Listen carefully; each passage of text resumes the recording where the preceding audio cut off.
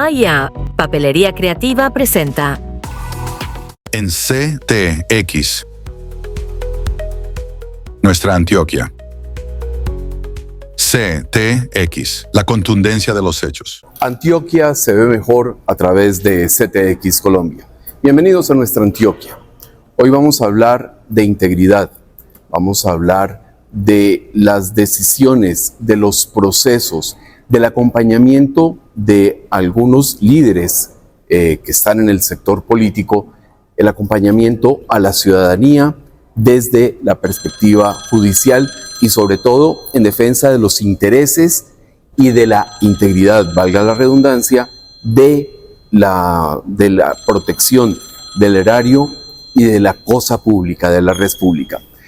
Precisamente vamos a hablar con el diputado Luis Peláez, a quien le damos la bienvenida. Bueno, muchas gracias. Siempre es muy chévere estar en este espacio. Agradezco la invitación y también un saludo muy especial a todos los que nos escuchan, nos siguen desde CTX. Bueno, Luis, usted logró un triunfo que fue que le admitiera el Consejo de Estado la demanda por el nombramiento del gerente Carrillo, exgerente de las Empresas Públicas de Medellín, que lo nombraron como presidente de ISA. ¿Qué datos nos puede dar sobre ese logro de que ese nombramiento pues ya esté en la mira de las autoridades judiciales de Colombia? Bueno, lo primero que quiero mencionar es tener como unos antecedentes. Uno, Jorge Carrillo fue gerente y mal gerente de Empresas Públicas de Medellín, nombrado por el exalcalde Daniel Quintero y muy cercano al equipo de Gustavo Petro. Por eso termina siendo nombrado posiblemente irregular en la empresa ISA. También hay que hacer los antecedentes de qué es ISA para Antioquia y qué es ISA para Colombia. Y eso, para Latinoamérica, ojo, es que... Pero ahí están los capitales más importantes, no solo del departamento, no solo del país, sino también de los particulares. Y quiero mencionar algunos aportes que tiene ISA y que tenemos que cuidar. Uno, el 8.8% lo pone Empresas Públicas de Medellín. Si se quiebra ISA o hay manejos irregulares en ISA, afecta a EPM, pues nos afecta absolutamente a todos. Otro de los temas, los fondos de pensión y cesantías tienen aportes casi por el 22.7% en ISA. Es decir, que si se quiebra ISA o se roban a ISA, pues tenemos un problema catastrófico en los fondos de pensiones y en los fondos de cesantías de carácter privado. Además, la mayor parte accionaria de ISA se encuentra en el departamento de Antioquia de manera individual. O sea, son miles de accionistas minoritarios que no tienen voz, que a lo sumo tiene un voto, pero no es representativo en la empresa, que también está en riesgo. Entonces, nosotros pendientes de esa situación, pendientes de otro tema, y es el tema de la cadena energética. Claro. Cuando a Jorge Carrillo lo nombran gerente de EPM, hay un problema antes, y es que quisieron imponer a Alejandro Calderón Chatet durante 7 días. Títulos falsos, posibles irregularidades en Panamá. Lo logramos sacar, pero nombran a Carrillo bajo los mismos intereses. Entonces, lo que vemos ahí es un afán por quedarse con la cadena energética del país.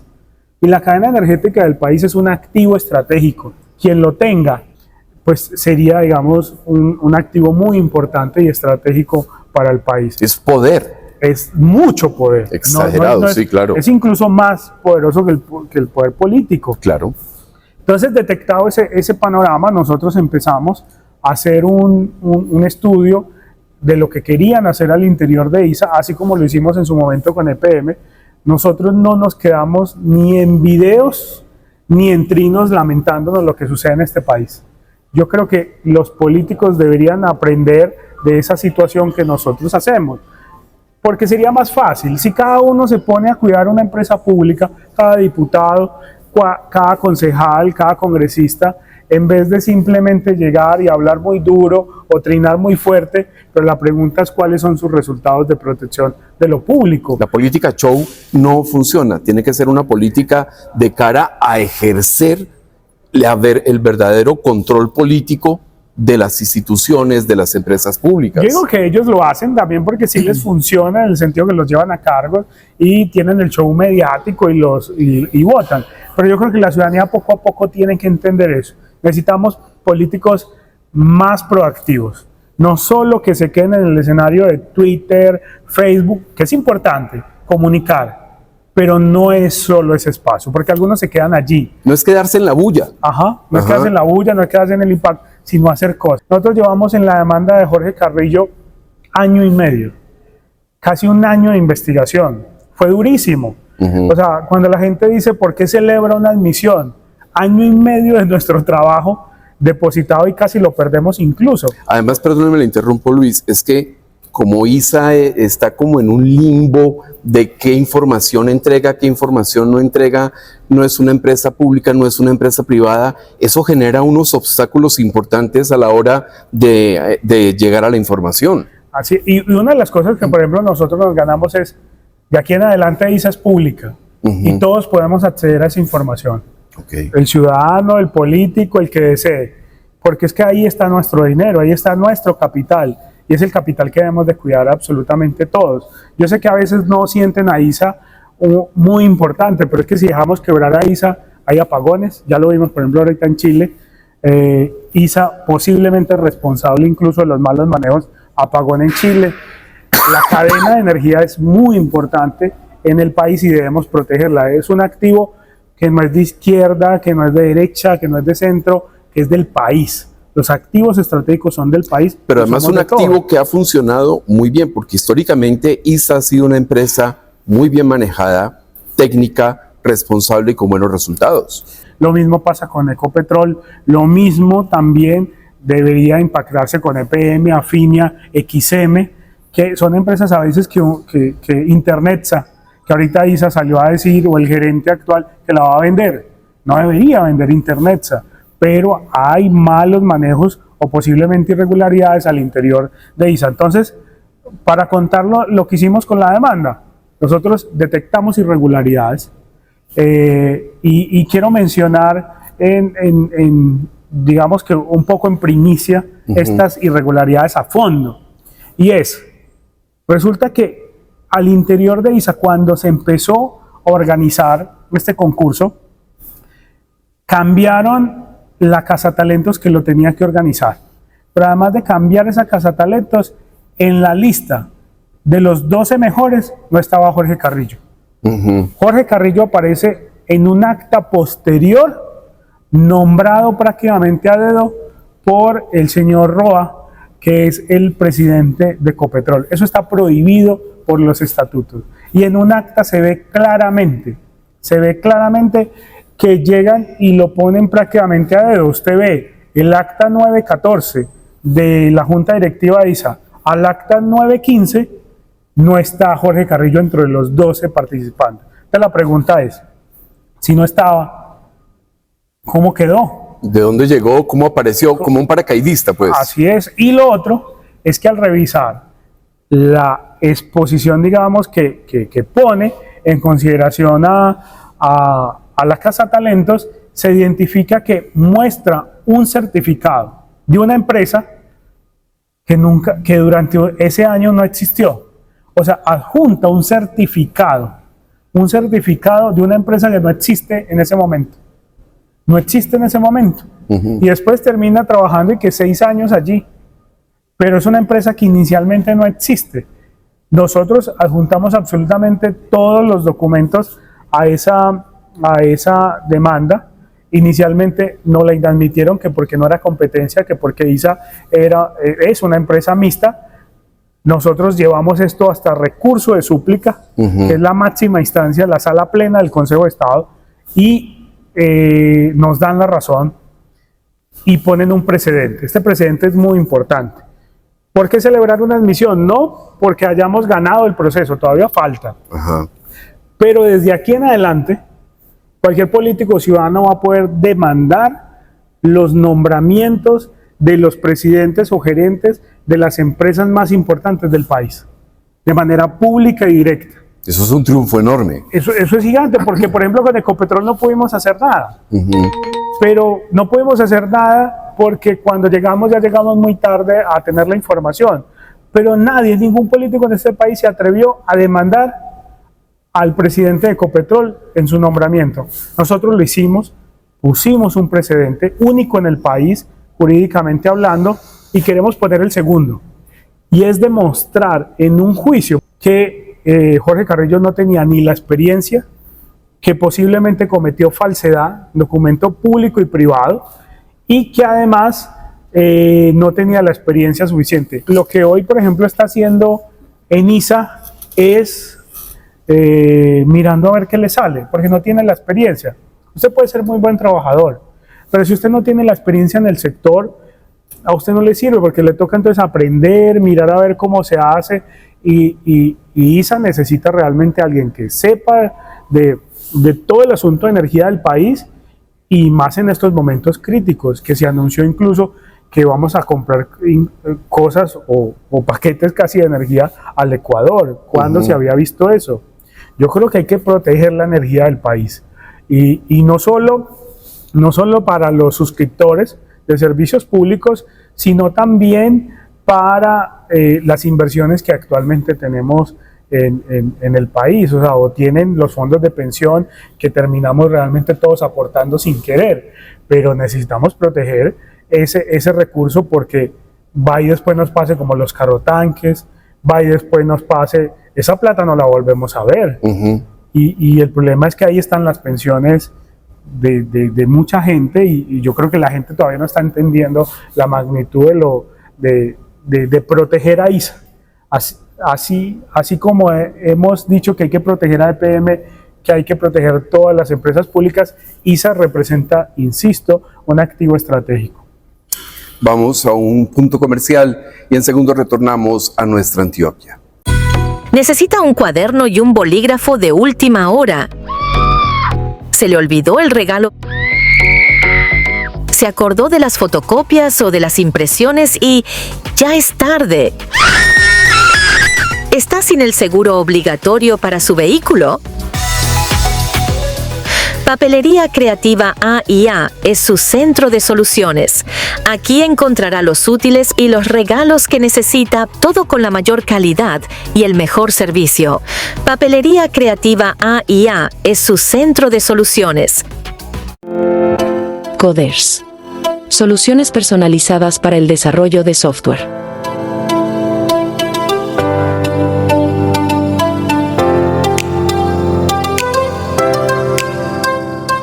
Y seguimos en nuestra Antioquia en CTX.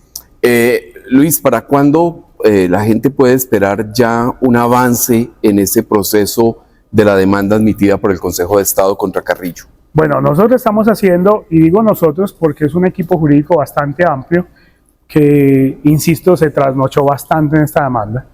Y cuando digo trasnochando es que cuando nos la inadmiten en su momento, nos la rechazan, pues todos nos cogemos como en las cabezas y miramos, bueno, aquí qué pasó, estamos mal, que fue, porque también podía haber sido un golpe político rechazarla, pero insistimos, teníamos que subsanarla en 3 días. Esos 3 días fueron de dolores de cabeza, mucho trasnocho, y logramos sacar adelante la admisión. Ahora, lo bueno de ese espacio es que adelantamos lo siguiente. Lo siguiente son las pruebas. Ya tenemos un paquete de pruebas gigante. Hemos recolectado testimonios extraprocesales. Tenemos personas que dijeron de incluso la misma Cazatalentos, él no estuvo ahí. Resultados, no nos queremos anticipar. El proceso de Quintero duró 3 años y medio. Está en apelación. Está en apelación. Nosotros presentamos más pruebas incluso. Ahí simplemente como una cuña. Pero fueron 6 meses de suspensión.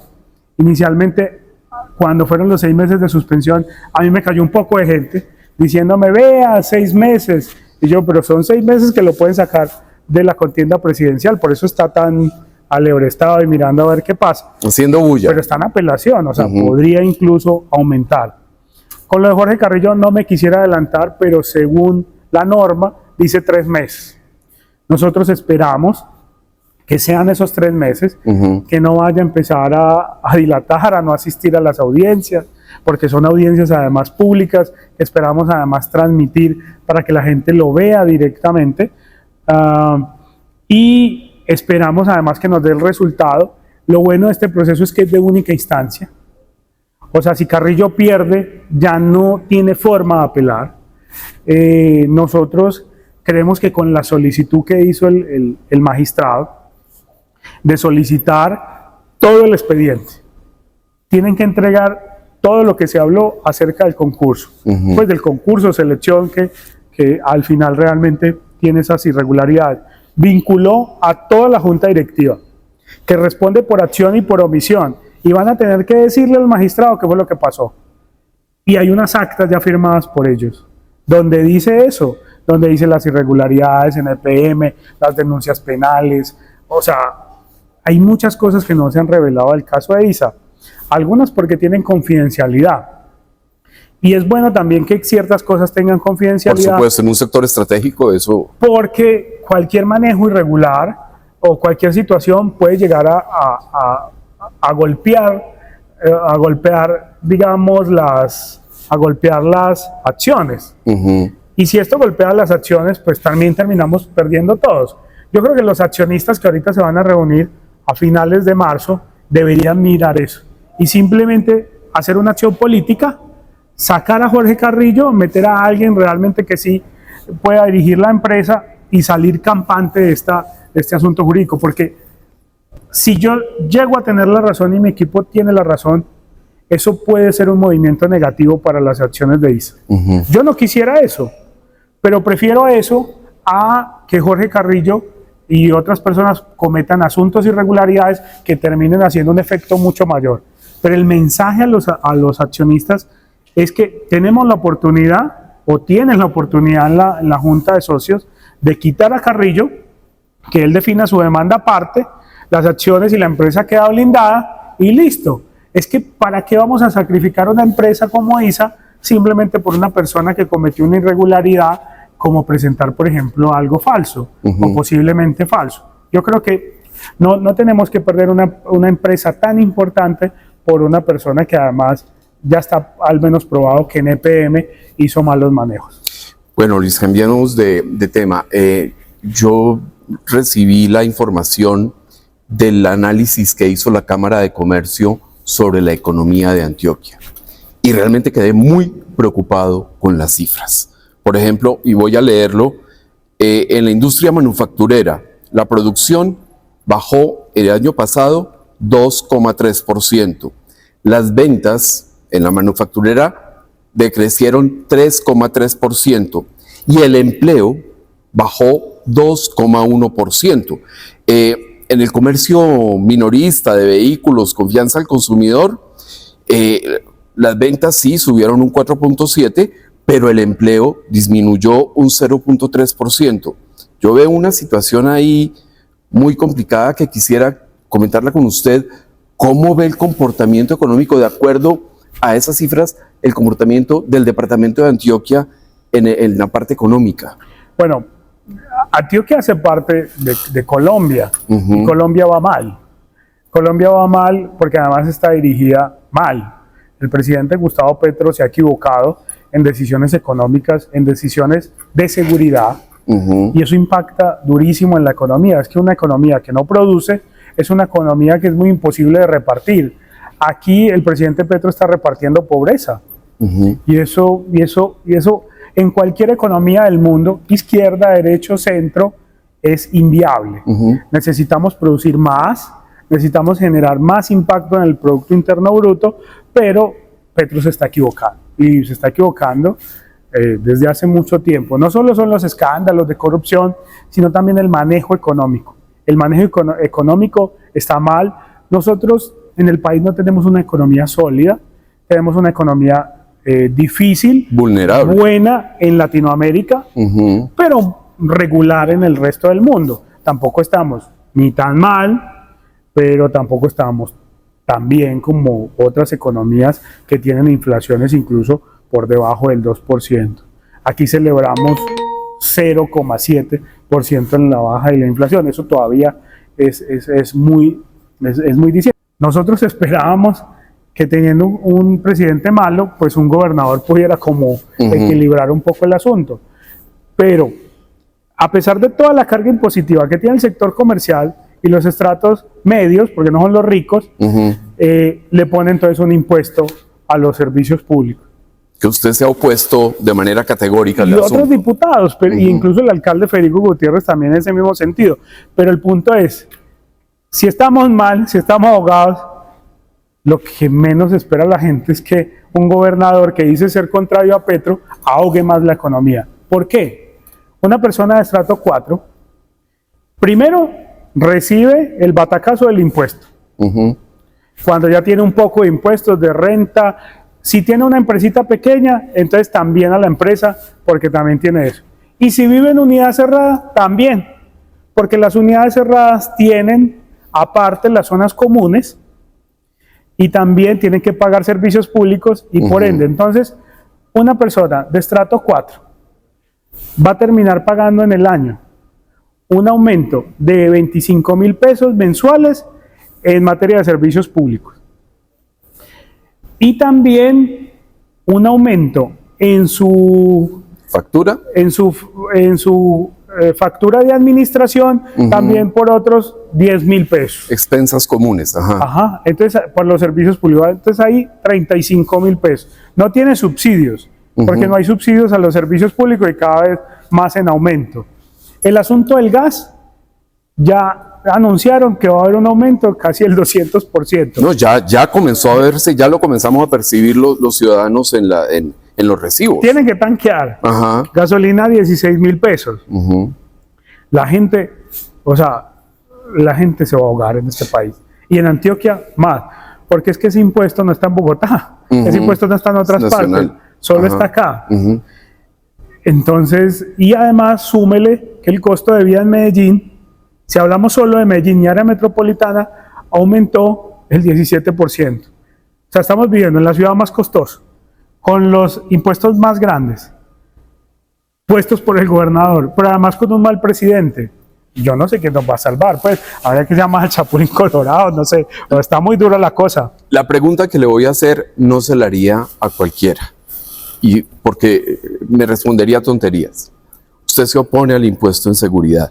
¿Qué otros mecanismos contempla usted que podría utilizar el gobernador para enfrentar ese déficit en materia de recursos para seguridad? Es muy sencillo. Es que hoy Antioquia recibe 1.7 billones en materia de seguridad. Eso es lo primero que hay que decir. O sea, ya hay plata para seguridad. Lo que hay que mirar es dónde la vamos a priorizar y en qué la vamos a priorizar. Porque el asunto de las cámaras, si son cámaras, por ejemplo, que detecten el antes, bien.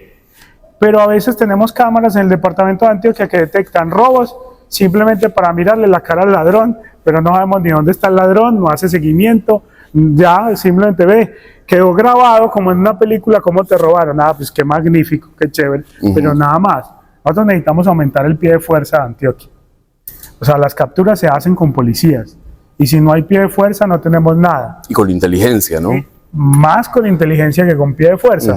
Pero aquí el punto es que usted no necesita, primero necesita priorizar. Y segundo, si le hace falta, siempre hará falta plata.